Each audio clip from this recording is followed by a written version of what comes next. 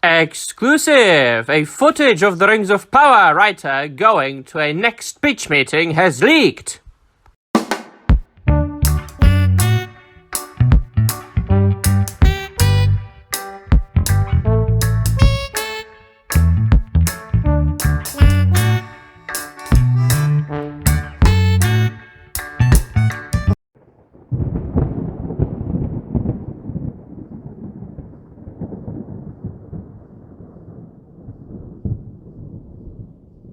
Vestuhal min friend and welcome to another video. I am happy and excited, my dear friends, to utter the words, I told you so. Oh yes, 5 episodes of the Rings of Power have come out already, but already, even before the show concludes, we are able to say that we have been right and correct all along, and that we have been proved right.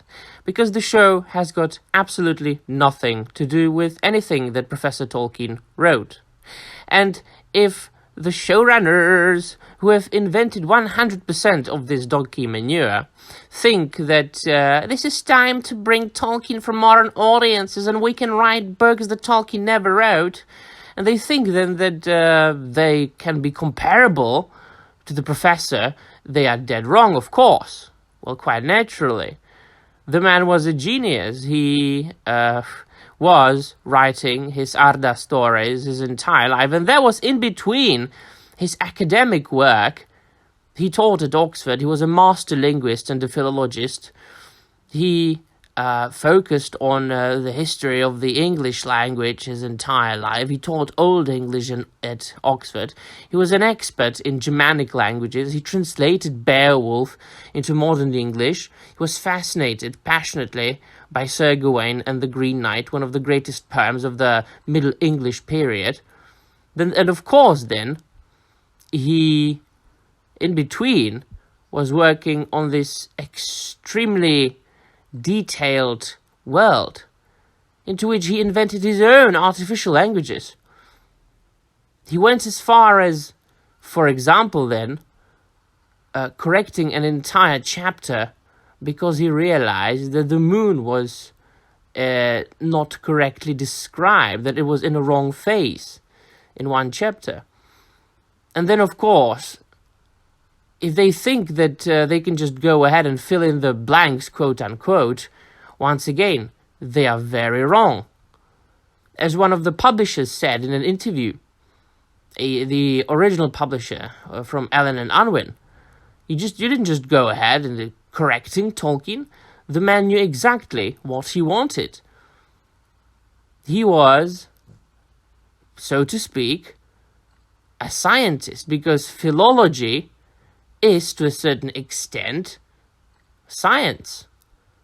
You deal with facts and data, philological data, linguistic data.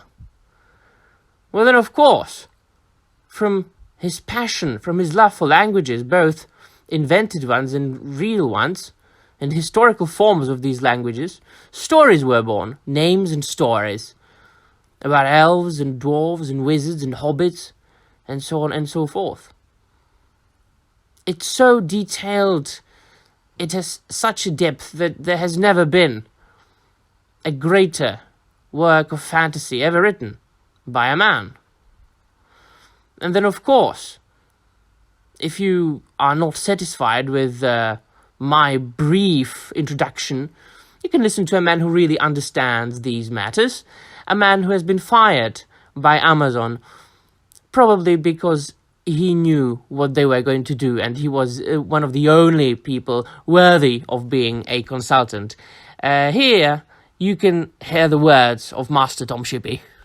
It seems to me that he poured everything he knew about early literature into the fiction, and that one of the great strengths of the fiction has been this sense of an enormous weight of knowledge and accumulated experience and accumulated thought which has been put into it, and which cannot be counterfeited, which cannot be faked.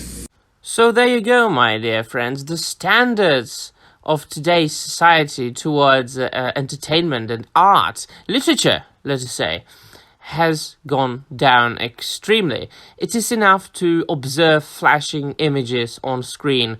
Well, I refuse to do that. I come from academic background. I try to go in the similar footsteps as some of my favorite authors, Tolkien, namely.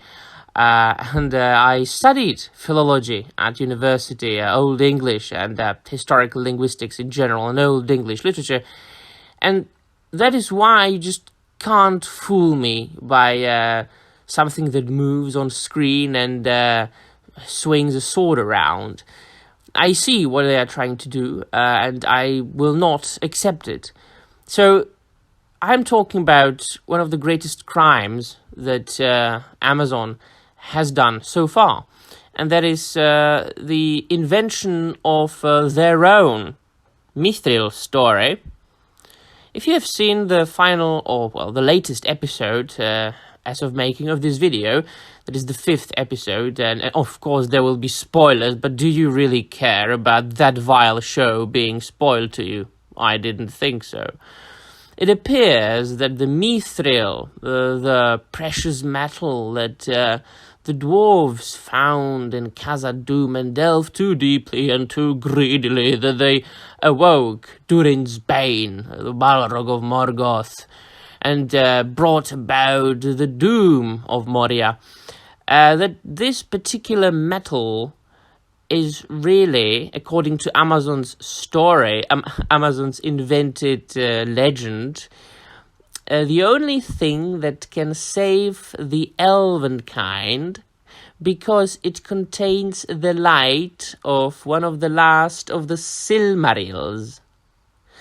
So apparently there was a battle between an elf and a Balrog, and the good and evil merged into a tree, and a lightning bolt struck. And then the light got into the ground and it created Mithril, and somehow it's connected with Silmarils. And then, of course, because the Amazon's version of Gil-galad discovered that the light of the Eldar is waning in Middle-earth, so he sent Elrond, Amazon's version of Elrond, to Khazad-dûm to make a deal with Durin IV, a character who's only appeared as a name in the appendices, or I mean in some of the books of Professor Tolkien, to provide them with a lot of Mithril, because if enough elves, according to Amazon, were exposed to the light of Mithril, that is, to the light of the Silmarils, they will survive. Alright, fine, that's absolutely nonsensical. That is something that I would have come up with on the toilet and then immediately destroyed this idea, because I would have thought this is such a bad idea. And, of course, we know by this point already that the supposed deal that they should have had with the Tolkien estate does not really work the way we thought it worked. Because originally it should have been so that they can't contradict the law in any way, or they can't, by what they are doing in the Amazon show, eradicate any later events that would happen in the canon, in the law, in the books. Well, they have done so many times already, but then again, I am quite sure that the deal must have changed after Christopher Tolkien passed away, and Simon Tolkien, being the main advisor and consultant at the show. And of course Tom Shippey was fired, and none of the true Tolkien experts have been invited as consultants. For example, Brian Sibley. There is nothing that would prevent them from inventing their own stories, and by doing so, desecrating Tolkien's legacy. So, that is, in my opinion, the worst thing they did so far as breaking the law, as I always say. Breaking the law, na na na na na na na na na na na. And of course, after you've finished watching this video, let me know in the comments down below what you consider to be the greatest breaking of the law, and there will be many of them. It's basically all of it. So each and every one of you will, I believe, pick something that I will absolutely and 100% agree with. All right, I will say goodbye to you with another clip, which says a lot about what kind of an awesome and fantastic author Professor Tolkien was. So, until next time, my friends, thank you. Namaria. He thought it was the most important thing he had done. He cared deeply about all the values which are enshrined in it, which are very old-fashioned values, the values of epic poetry and chivalry and all kinds of things which people now connect with the Middle Ages. He cared very much about all these things. And I think that those ancient values are very far from dead, but have been stifled in modern culture. But he tapped the sources of continuing enthusiasm for them